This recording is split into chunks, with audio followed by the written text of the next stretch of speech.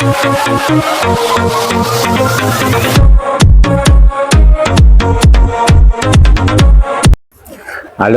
jumpa lagi di channel Viral Update, info yang layak untuk kita viralkan. Apa kabar semuanya bagi teman-teman konten kreator dan teman-teman semuanya? Semoga kita baik selalu dan sukses. Oke. Nah, belakangan ini muncul usulan dari anggota DPR RI terkait akun di medsos. Jadi usulannya adalah agar satu warga atau satu warga Indonesia itu hanya boleh memiliki satu akun di medsos pada setiap platform, baik YouTube, kemudian Instagram maupun TikTok. Nah, sebetulnya muncul usulan satu warga satu akun ini ya di medsos itu telah diusulkan oleh Soleh itu anggota Komisi 1 dari DPR RI pada Juli 2005 yang lalu. Ia menilai ya akun kedua atau second account di medsos itu sangat meresahkan ya, karena disalahgunakan, bahkan menjadi ancaman dan merusak ya, meskipun menguntungkan perusahaan medsos, namun ia mencontohkan soal adanya pendengung ya atau buzzer yang menggunakan second account itu justru biasanya akan menyerang seseorang, bahkan menyerangnya kadang dengan cara yang tragis atau intimidasi bisa jadi, dan sangat meresahkan masyarakat. Itu pendapat dari Soleh Komisi 1 DPR RI pada Juli 2025 yang lalu. Akun ganda Pak, baik di YouTube, di IG, di TikTok. Akun ganda ini kan sangat apa ya, merusak Pak. Akun ganda ini kan pada akhirnya disalahgunakan, pada akhirnya bukan mendatangkan manfaat bagi masyarakat, bagi pemakai yang asli tentunya. Walaupun di sisi lain bagi platform akun ganda mungkin menguntungkan, tetapi secara umum 100% saya rasa akun ganda ini justru malah menjadi ancaman dan bahkan merusak. Salah satunya buzzer Pak, buzzer. Bagaimana ini akibat buzzer, orang yang nggak qualified menjadi terkenal, menjadi artis, menjadi apa, menjadi wah, menjadi super gitu, dan dia malah mengalahkan orang yang qualified gitu Pak. Nah ini kan juga sangat merusak gitu Pak. Nah maksud saya ini bagaimana platform semuanya ya, Meta, TikTok dan YouTube semuanya ini dalam rangka memfilter akun ganda. Rekomendasi saya pimpinan dan mohon dicatat sekretariat, dalam rancangan dimasukkan bahwasanya platform digital tidak boleh membuat akun ganda. Saya minta ini boleh hanya satu akun asli saja, tidak boleh satu orang memiliki akun ganda, baik perusahaan, lembaga maupun personal, karena satu-satunya cara itulah yang bisa menghandle berbagai ilegal konten-konten, karena kebanyakan illegal konten lah yang memproduksi hal-hal yang bersifat negatif. Maka oleh sebab itu mohon disampaikan kepada kami, apakah Bapak Ibu semua, kalau misalkan akun ganda ini dilarang sama sekali, apakah keberatan ataupun tidak? Nah, kemudian baru-baru ini juga kembali diusulkan diusulkan oleh Bambang Haryadi, yaitu selaku sekretaris fraksi dari Gerindra DPR. Dia mengusulkan satu orang hanya boleh satu akun. Dia mengutip aturan di negara Swiss, ya, di negara Swiss, di mana memperbolehkan satu warga negara itu dengan satu nomor HP, ya. Dan di negara tersebut telah mengintegrasi nomor ponsel untuk berbagai fasilitas termasuk di medsos, ya. Nah, Bambang Tri itu juga, maaf, bukan Bambang Tri ya, ini Bambang Tri mulu, yang kasus ijazah palsu, maaf.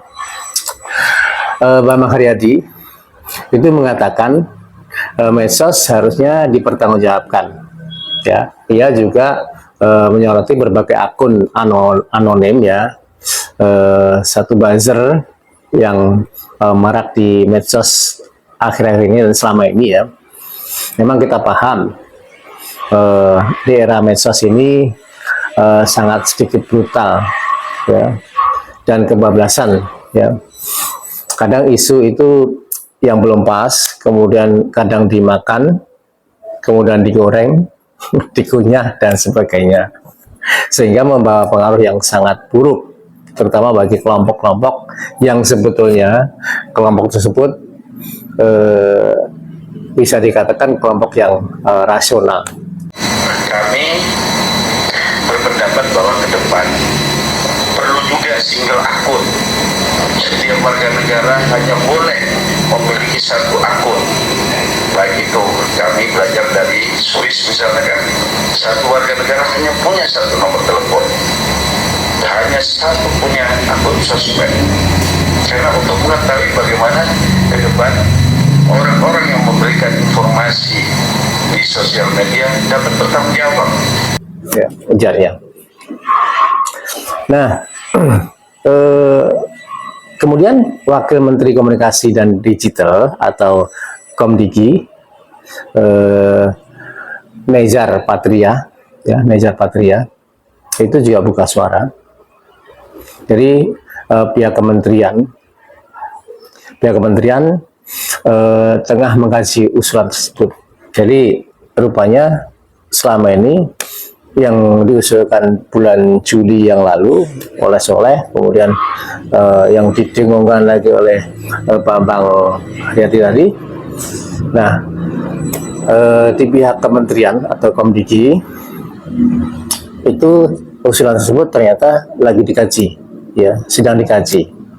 Dia mengatakan usulan tersebut bisa jadi solusi untuk mengurangi konten yang negatif di medsos, ya, termasuk penipuan yang ada di medsos. Nah, maka kita review ulang, ya, usulan tersebut karena terkait dengan program Satu Data Indonesia, ya. Ini ujarnya Nezar ketika ditanya wartawan pada Senin 14 September 2025 yang lalu.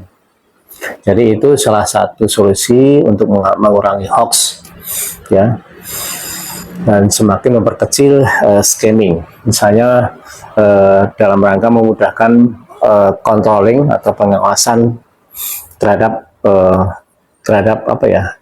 misinformasi, ya, kemudian terhadap hoax dan lain sebagainya. Nah, jadi kalau misalkan pada saat itu Wakil Menteri sempat ditanya apakah nanti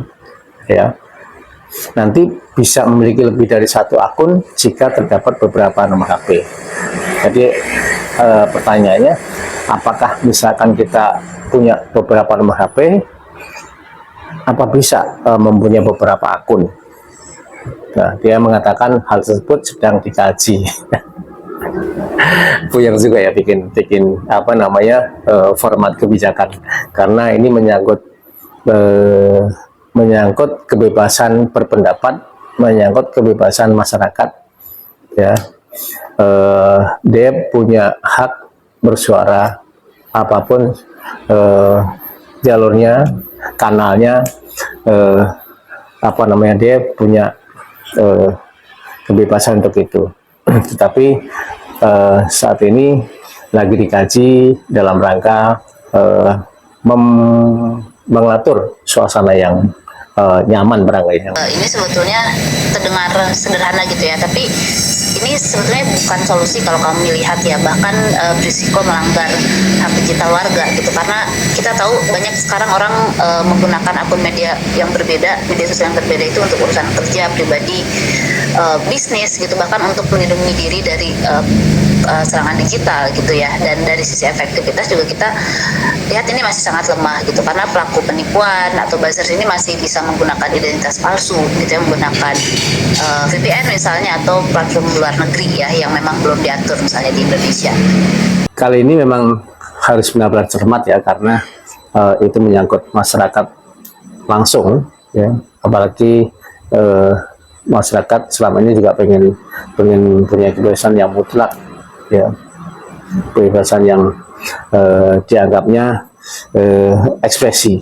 Kita sama-sama paham bahwa selama ini juga kebanyakan masyarakat itu banyak yang mempunyai beberapa akun ya, dan di beberapa medsos.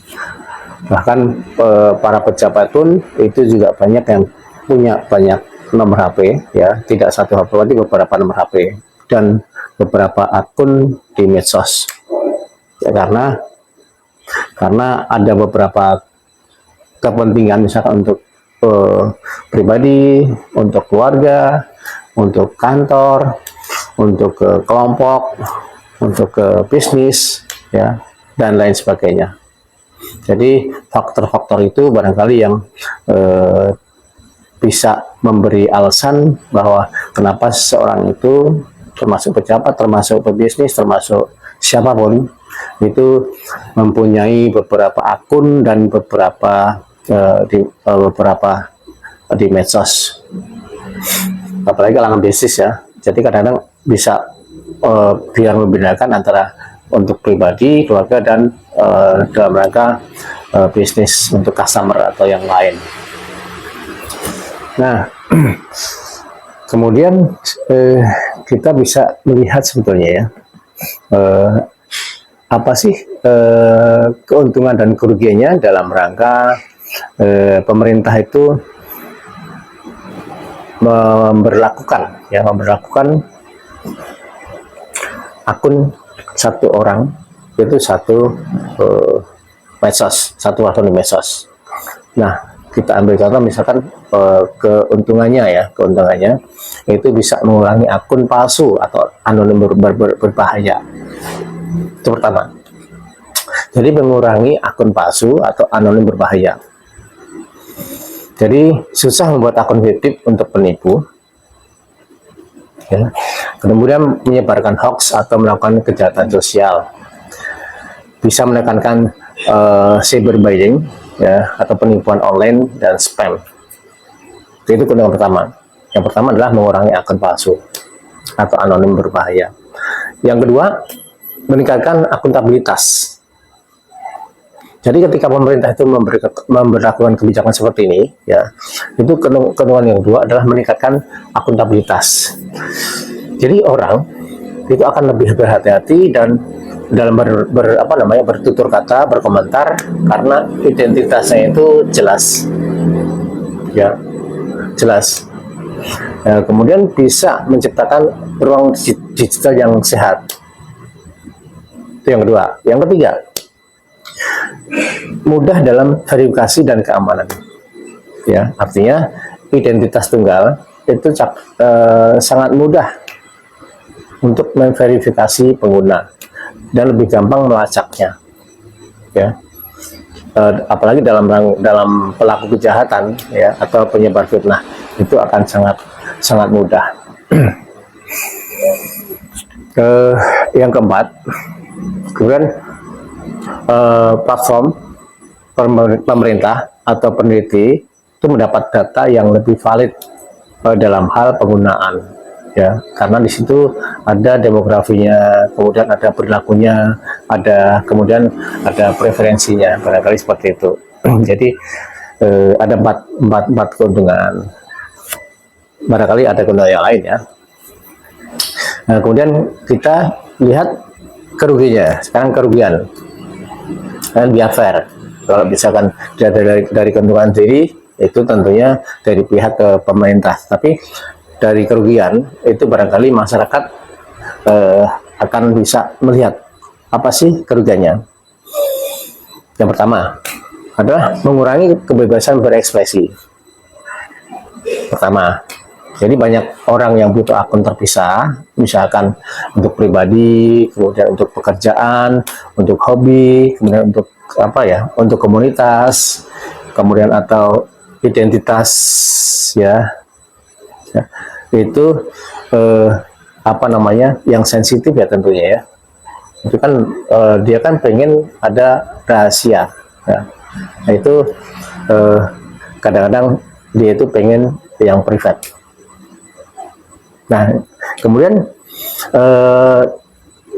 tadi, ya, mengurangi kebebasan berekspresi tadi, itu bisa sebagian orang, ya, itu akan takut untuk berbicara, mengeluarkan pendapat.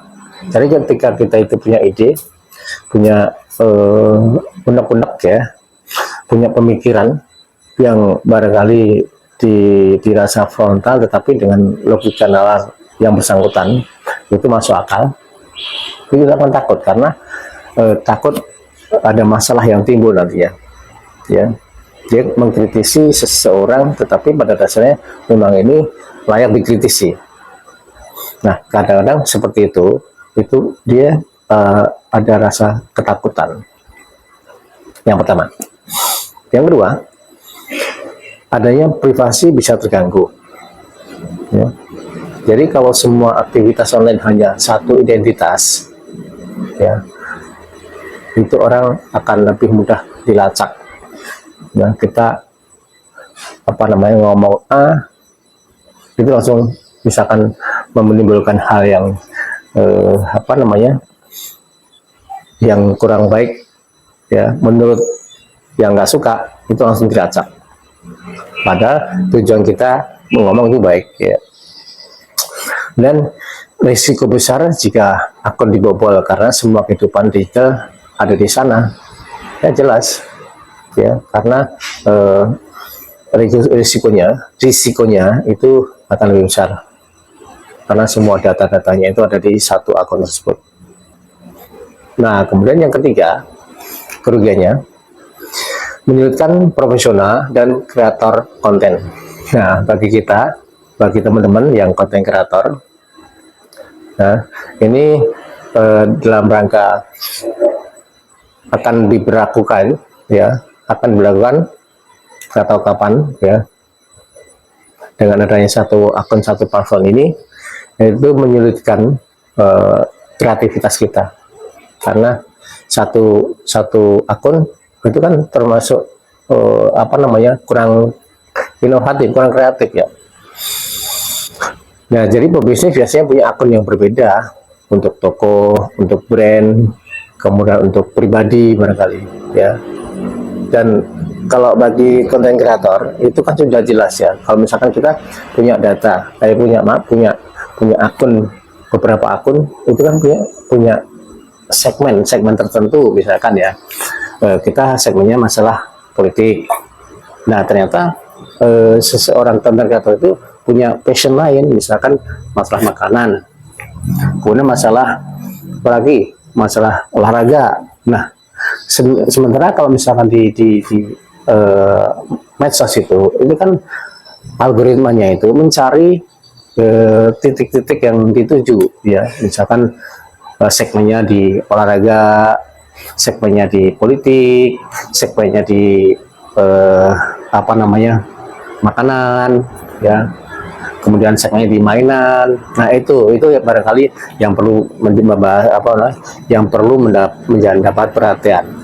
Ya, jadi kita itu terkesan kurang kreatif. Jadi dibatasi kreativitas kita. Nah, ini barangkali ya yang bisa kita sampaikan, barangkali dengan adanya usulan dari DPR dan pihak pemerintah, dengan adanya rancangan atau wacana untuk memberlakukan kebijakan ini, supaya dipikir dengan matang sekali. Dan kalau bisa ya jangan sekarang. Ini sekarang masyarakat lagi menikmati suasana yang kemarin kemerdekaan, kemudian ada gejolak yang cukup tragis muncul di sana sini, dan sekarang belum baik-baik saja kondisi negara kita. Ya, jangan membuat